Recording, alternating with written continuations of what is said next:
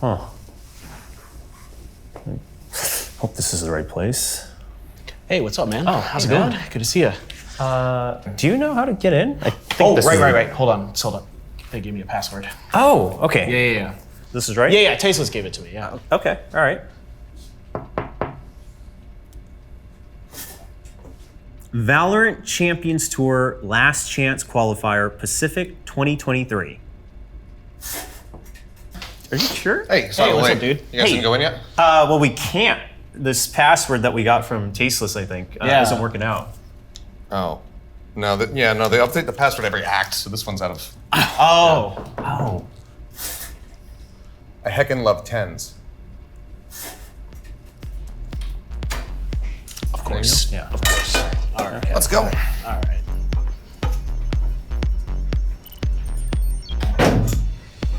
Oh. All right.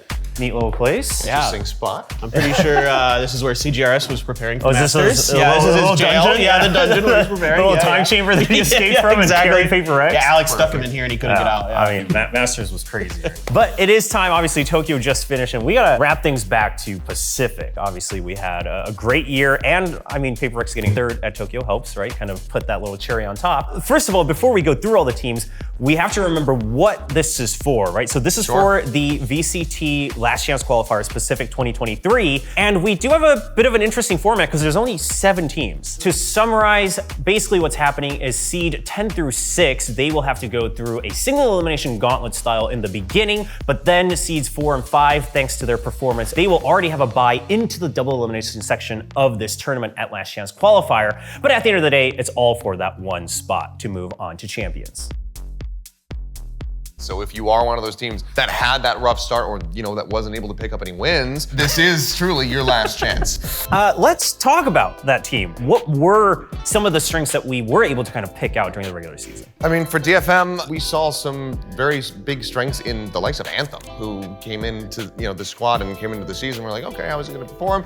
And I think that he was kind of one of their top performers. One of the big things that I'm curious to see, again, goes back to what does this starting lineup look like? Because this has been a team that has been tooling around with a lot of different things. Initially, we weren't seeing Soldam at all. Suddenly, we're seeing Soldam in. Then it was going to be Suggest out. Then it's Rada out, etc. With the time that they have they settled on a core 5 that will finally be able to get them that win and get them, into that next matchup in the LCQ to have that hope, that dream run to make it over to champions? Because if they could pull that off, then I think it's the storyline of the year. I think that would absolutely supersede CTRS helping to get Paper X into 3rd place at Tokyo. I think that would just take the spotlight globally. And players like Takajay and others really stepping up as well. We saw glimpses from them of brilliance. Takajay and that Viper at times looked really, really good, but we need more from DFM. Who do you think is kind of the main foundation for this team? If you had to pick one player that maybe you really should rely on as a core, maybe it's just because of the position they play, maybe it's the style they play. I mean, I guess Takajay's been kind of a solid controller. I always looked at him as like this guy who's a lot of times has been talked about as a cracked aimer. He's the guy that has some of the best mechanics in the region. I'm looking to him to kind of step it up and have good performances on that back line for DFM. I know you had mentioned Anthem obviously on the scoreboard, looks pretty strong. Is that kind of who you would be looking at? I think so, just given that he is the IGL, he is the one who's trying to make these shot calls, and I think that if he's able to clean up in that regard and be able to really guide the team, we already know that he can just put bullets through people's skulls. We also know that he can have some nice calls, but if he can make that a bit more consistent, then perhaps that's going to be good enough for them to be able to finally get those wins. Let's talk about another team that actually didn't show that much promise in the beginning and really was a late bloomer, so to speak, Talon. Yeah, I mean, Talon was having a tough time in some ways similar to DFM, where they're trying to figure out who's playing what roles, trying to get Pat reintegrated into the roster, trying to situate themselves in terms of who's IGLing, who's doing all the various things for the team that need to be done. And yes, eventually they did find that, but it was kind of too little too late. We saw Pat playing pretty much as many roles as RB has played throughout the season. At the beginning, they were really trying to figure out what do we integrate him on, and then at the end, it just kind of came to the same conclusion that I think all of the fans were hoping for, which was Pat playing Duelist. We got to see him playing the Raze, a couple rounds on the Jet as well, and it looked excellent. And I can't help but wonder, had they just done that from the start, maybe he didn't have his confidence back because he recently had his wrist surgery and whatnot, but maybe. Like you guys mentioned, once they started to figure out roles and things like that, we saw that Talon was still a team that understood their own color, right? Their own style of aggression, their own style of set plays, a little different than the DRX or the Paper Rexes that we already have in Pacific. But they kind of like to take a lot of these high-risk, high-reward kind of all-in style of plays. And, you know, when you have players like Pat or Garnett, it works out. Now, let's talk about specific kind of players that you think really stand out. I mean, I guess we're all talking about Pat. He's always been the superstar. Do you think, though, that that is the center of this team? Jit boys. Ooh, I like that you brought this up. Or if Sushi's back in, I'm also fine with Sushi. But one of the boys. One of the boys. One of the boys. I think that his utility timings are absolutely top-notch, as well as his fragging. And when we are in this very aggressive mid-round pivot-centric meta where you have to be able to react on the fly, having somebody who's got great util lineups that has great timings is absolutely paramount. So I think that Jit Boys is going to be one of the most valuable people on this team. So I'd really like to talk about a team that I think we're all really impressed with, that really just kept getting better and better and better throughout the year, to the point where we thought maybe they'd be one of the teams going to Masters, and that's RRQ. Oh, okay. You know, I was racking my brain too. I was like, what is it? Global Esports, RRQ, Team Secret? Like, but I think RRQ probably one of the best of the bunch in terms of like improvements throughout the year, what we saw with them. I was really excited to see them just get so much better towards the end. Going into lock-in, didn't have a strong showing. Elox says, okay, you know what? We didn't play like we normally do when we're scrimming. And everyone goes like, yeah. You always look better in scrims, whatever. But then they showed how they do actually look in scrims. The performances that we were seeing from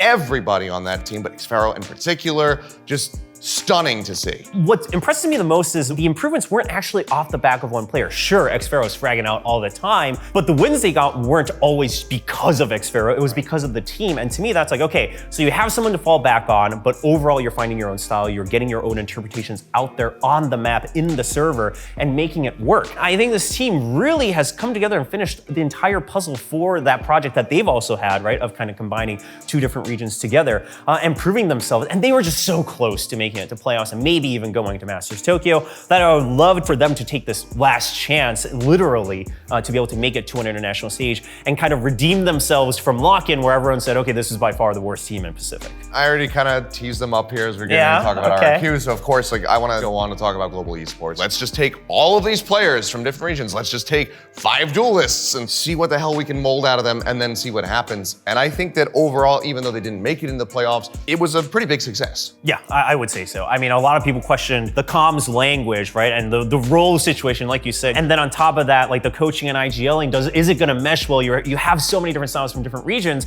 But quite frankly, I mean, the coaching staff and then Aaron as the IGL, they've really figured out a way how to handle this entire squad. The player that I want to discuss for this team, which I think has to be SK Rossi, as much as I would love to say, oh, it's Aaron for his calling, because, you know, he's always been good on the defense, but we're seeing him trend up on the attack.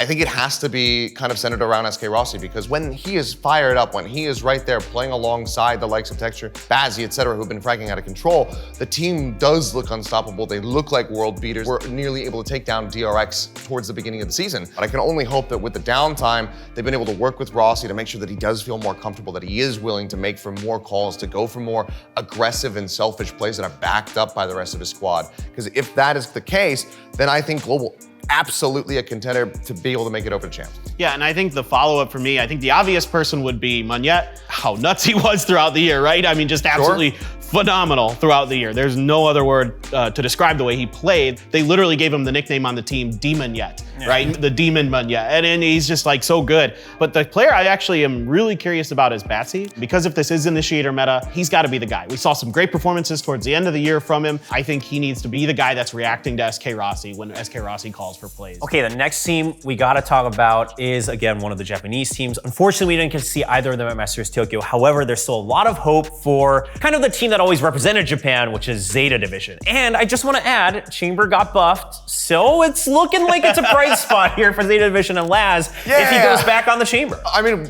that, and we also did see some moderate success from Chamber at Masters Tokyo, particularly coming down to that final. We saw Onbind EG coming out with a Reina Chamber composition. Yeah, wonky. A bit bizarre for sure, but we were seeing some decent value found from the Chamber, but we'll have to just wait and see. I think that if he can get back onto a pick like that, that could be a big boon for them. But at the same time, he was also looking a lot better and more comfortable on Initiator by the end of the season. I think it would be a nice little cherry on top of the end of the season if we can get to see them in front of the champs crowd. You got to give Laz the opportunity to do what he does best, and that's frag out. And he is their best player. I mean, when he's on, as good as Depp is on the Jet, on the duelist role, Laz is the superstar. Laz was the guy that was getting them over the line last year at Reykjavik. So you got to put Laz in positions where he can utilize his natural gifts that he has. I actually want to focus on a different player for that exact reason, is Depp, right? When he frags out, I mean, he is at the top of the board. I mean, he was topping a lot of the different stats during Pacific as well. And because of that, a lot of other competitors and coaches I've heard has also kind of picked him as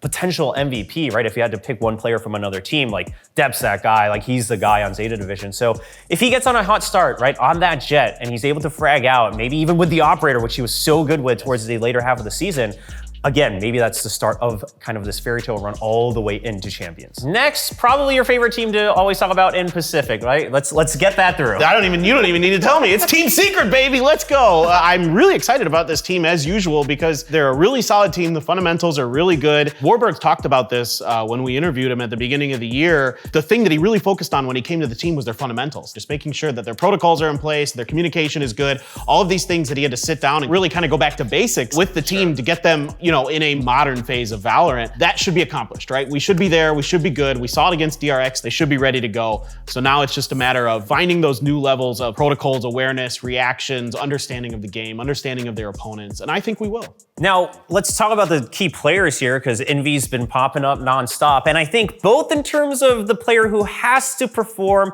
and has continued to perform, we gotta focus on Envy, right? We've been talking about Initiator meta, he's playing that Initiator. He's been one of the hottest fraggers that this team has had, and he's one of the younger talents that is gaining this confidence. If he can continue that streak, start off strong, set up his teammates while fragging out, I mean, that's the entire package that you could hope for.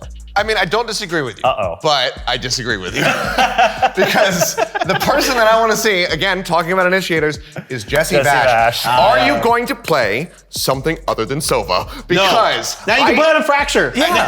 Okay, we're good. We've done it. I'm fine with that. Calm has shown us that Sova on Fracture, good. But even Calm does not play it on maps like Lotus. Yes, they've had some good trap plays in the past, but they either need to invent so many more trap plays on Lotus, or they need to just get him shifted over onto a different pick, because teams will have been able to study every single setup that they go for on that map by now. So do you innovate, or do you just put him on something that's a bit more stock standard that he can still thrive on? That's what I'm going to be curious to see. All right. This is the last team. It's Gen G. Okay. I like Gen G. I love the players on this team, but just pull at my heartstrings at every twist and turn throughout this season, because it's this hot start. We're like, okay, Gen G, the performance at Lock-In versus Loud. Gen G's looking like the #2 team here in the region. And then again, they still just kind of stumbled at the end. So I have a mixed relationship with Gen G. I am hoping that they show us the team that kicked off this season. So the player that I'm really keen about for them coming into the LCQ is TS. You just can't get away from TS, right? Team Secret. Team Secret, yeah, that's it. Look, I think for TS, he had a really good start to the year when the whole team was playing well. It seemed like everything was going great. He was playing great. He's calling great games. The comms were good. And as soon as they lost that one match, just everything fell apart, and that can't happen again. So that has to be on him, not only as the IGL, but as the leader. He's the oldest player on the team. And also I'd like to see him be back on the Brimstone on Fracture and things like that, because his Brimstone is really, really good on that map. So I need to see Gen G be willing to kind of go with, what was working, because I don't know, that Fracture change-up that they had didn't really. How about TS back on Sova? How about TS back on Initiator and then Sylvan? You were just telling us we don't need to see so much Sova earlier. Okay.